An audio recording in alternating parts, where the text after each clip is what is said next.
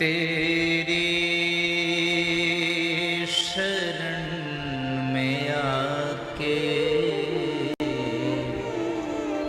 मैं धन्य हो गया।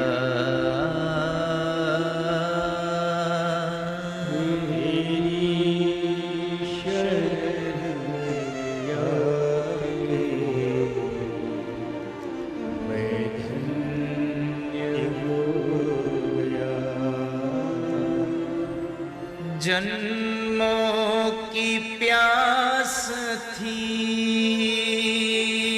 जो,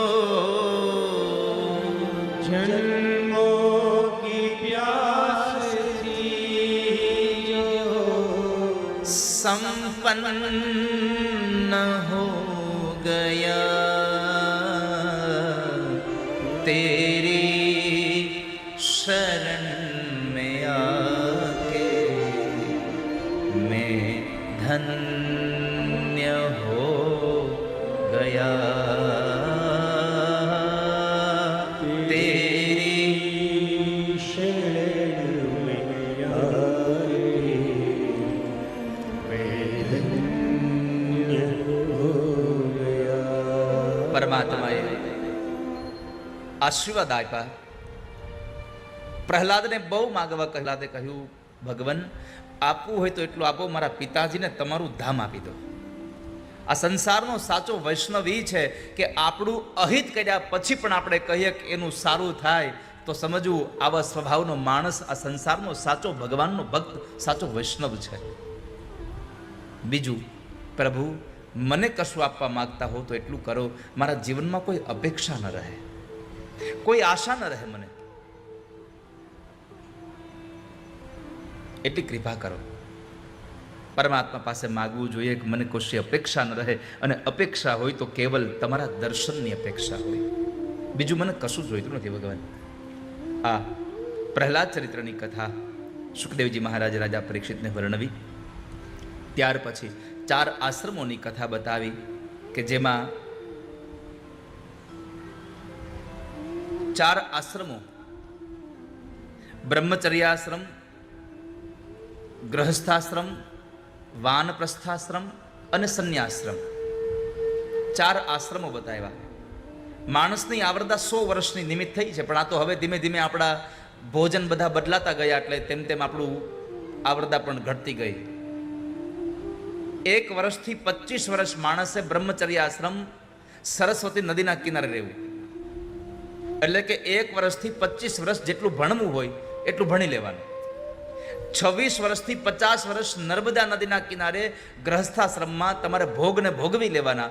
51મા વર્ષમાં પ્રવેશ થાય એટલે યમુનાના કિનારે ભક્તિ, વાનપ્રસ્થાશ્રમ, અને પછી એમ લાગે કે હવે તો મૃત્યુ ક્યારે આવી જાય નક્કી નથી, એટલે એવા સમયે ગંગાના કિનારે સંન્યાસ લઈને બેસી જવું જોઈએ પ્રભુનું ભજન કરવા માટે. તો 4 આશ્રમોની કથા બતાવી અને 7મ સ્કંદને વિશ્રામ કર્યો. 8મ સ્કંદ ભગવાનનો હરિ અવતાર થયો. એક હાથી, એની પત્ની અને એના બાળકો સાથે, હાથી, હાથણી અને એના બાળકો ખોલકા, એ ખોલકાની સાથે પાણી પીવા ગયા. કેટલા લોકોએ હાથીના બચ્ચા ખોલકાને જોયા છે? હાથ ઊંચો કરો. જેણે પણ હાથીના બચ્ચા ખોલકાને જોયા હાથ ઊંચો કરો. જેને જેને હાથીના બચ્ચા ખોલકાને જોયા હાથ ઊંચો કરો. જીતુભાઈ આગળ હાથ ઊંચો કર્યો હતો ને? ભૂલાઈ ગયું હતું? આમાં ઘણાએ હાથીના બચ્ચા ખોલકાને જોયા છે. એ લાવ, ગધેડાનું બચ્ચું ખોલકું હોય, હાથીનું મદનિયું હોય. આ તો સારું થયું મેં વળીને પૂછ્યું રેનીશભાઈ, નહીં તો આ લોકો તો માની જ લેવાના હતા કે ખોલકું જ હોય. તો તમે કહો સાચું જ હોય.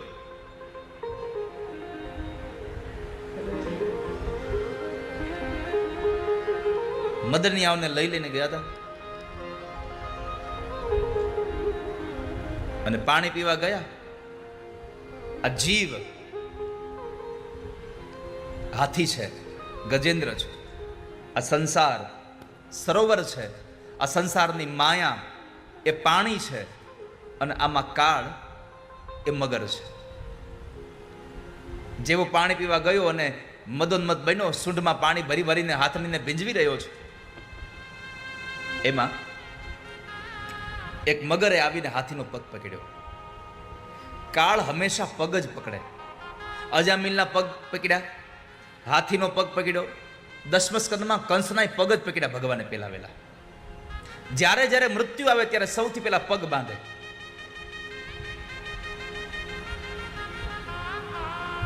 તમે જોજો, કોઈ પણ જીવાતમાં મૃત્યુ પામશે જ્યારે માણસ, એને સ્મશાન લઈ જતા પહેલા એની જ્યારે નનામી તૈયાર થતી હોય ને, બે પગને બાંધવામાં આવે.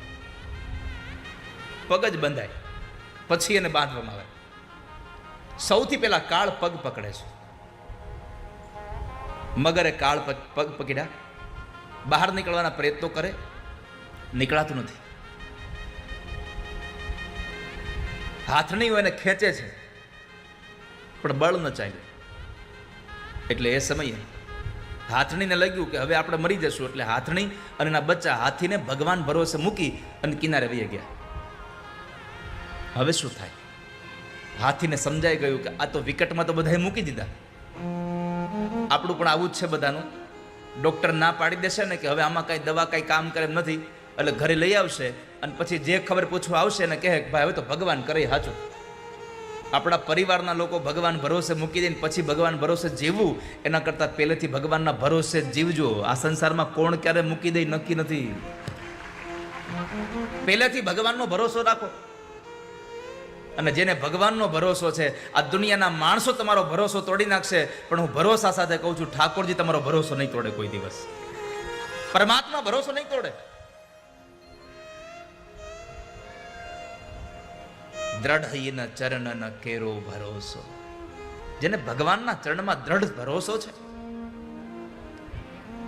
એને ઠાકોરજી નથી ભૂલતા ક્યારે. ગજેન્દ્રને થયું કે હવે મરી જઈશ. નાક કાન ડૂબન લગે, કૃષ્ણ કો પુકારે. નાક કાન ડૂબન લગે, કૃષ્ણ પુકારે.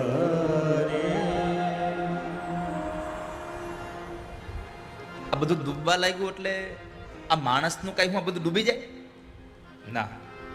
પણ કાને સંભળાવવાનું ઓછું થાય, મોઢામાં દાંત રહી નહીં, આંખે દેખાતું બંધ થઈ જાય, ગોઠણથી પગ હાલતા બંધ થઈ જાય, કમરથી વાંકો વળી જાય, માથાના વાળ ધોળા થઈ જાય. આ એક પછી એક અંગ ડૂબવા લાગ્યા છે. નાક કાન ડૂબન લગે તબ કૃષ્ણ કો પુકારે. છેલ્લે જ્યારે આમ શ્વાસ આમ આમ રૂંધાવા લાગે, શ્વાસોશ્વાસની ક્રિયા બરાબર ન થતી હોય, ત્યારે પરમાત્માને કે હે ભગવાન હવે તમે છોડાવો. અને ભગવાનને યાદ કરે. દ્વારિકા में શબ્દ ગયો, શોર ભયો ભારે. દ્વારિકા મેં શબ્દ ગયો, શોર ભયો ભારે. શંખ ચક્ર ગદા પદ્મ ગરુડ લઈ સિધારે. ચક્ર ગદા પદ્મ ગરુડ લઈ સિધારે. હે ગોવિંદ હે ગોપાલ, અબ તો જીવન હારે.